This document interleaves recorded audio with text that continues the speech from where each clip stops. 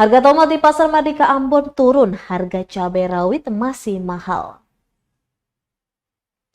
Harga sejumlah bumbu dapur di Pasar Batu Merah, Kota Ambon, berangsur mulai mengalami penurunan pada Sabtu 18 Mei 2024.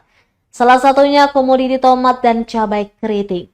Hal ini diungkapkan salah seorang penjual di Pasar Batu Merah, Kota Ambon, Lombe, kepada tribunambon.com.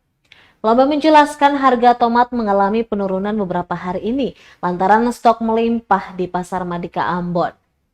Cabai keriting juga mengalami penurunan di harga Rp25.000 per kilogram. Sedangkan untuk cabai rawit mengalami kenaikan dari harga sebelumnya, di mana pada seminggu lalu harganya Rp60.000 kini mencapai Rp70.000.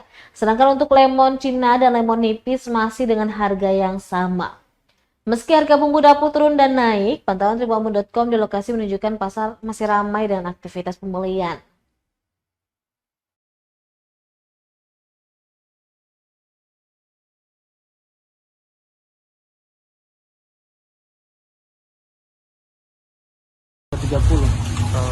Sebelumnya 40. Besar sekarang sudah 25.